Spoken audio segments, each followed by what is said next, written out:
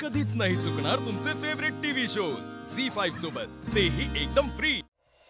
अरे श्रीकांतराव, कुठे होतात? कुठे काही अडचण होती का? नाही नाही, अडचण काही नव्हती, जरा महत्वाचं काम होतं म्हणून जावं लागलं। बरं, सगळं ठीक आहे ना? हो, सगळं व्यवस्थित आहे। नाही, पण हे बरं झालं की आईच्या 13व्याला तुम्ही कार्यासाठी वेळेत आलात। हो ना, त्याच्यामुळेच धावत पळत आलो। पण मग ज्या कामासाठी गेला होता ते काम झालं ना? हो हो, सगळं व्यवस्थित झालं। ठीक आहे, मग चांगलं आहे। पण मग आता यापुढे मोकळे आहात ना? हो, मोकळाच आहे। दादा, उद्याचं काही काम असेल तर सांगा मला। नाही नाही श्रीकांतराव, काही काम नाहीये आणि तशी सगळी जबाबदारी लालीनीच घेतली। लालीने? हां, या सांगतो मी, या। लालीला सगळं सांगितलंय। निशी, अगं तुझ्या सासूबाई आणि नीरज दोघे आले नाहीत? कामात आहेत का काही? अगं काकी, आईना अर्जंट मीटिंगला मुंबईला जावं लागलंय, पहाटेच निघाल्यात त्या। हो, पण नीरज सर आणि त्यांचे बाबा येत आहेत। हा बरं ठीक आहे, पण त्यांना सांग हा आठवणीने। हो। दादांनो, गुरुजी नमस्कार। तुम्ही आतलं करून घ्या। या गुरुजी, बसा बसा। चला चला, आवरून घ्या, गुरुजी आलेत आता, तयारी करूया, चला। हे बघा दादा, एवढी काही घाई नाहीये, तुमचं सर्व आवरून घ्या, सोबत इकडे मांडामांड करतो पूजेची। मी दिलेल्या यादीनुसार तुम्ही साहित्य सगळं आणलंय ना? हो। लाली, सामान आणलेस ना? ते घेऊन ये ना। सामान? कसला सामान?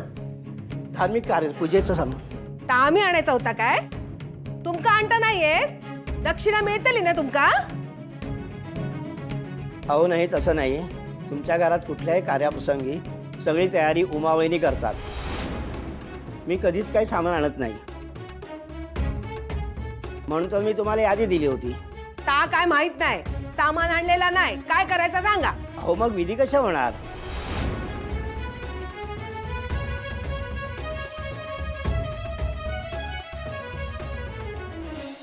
होतली विधी।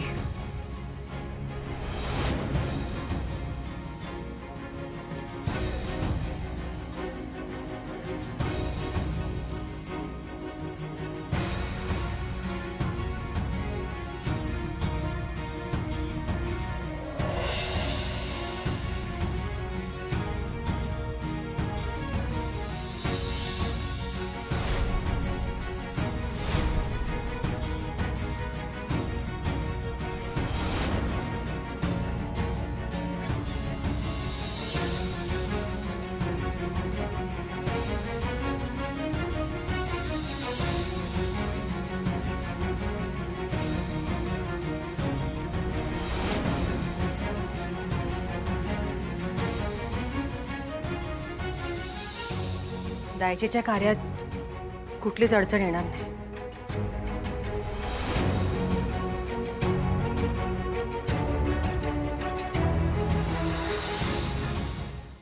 झी5 ॲप डाउनलोड करा आणि पहा सर्व एपिसोड्स एकदम फ्री।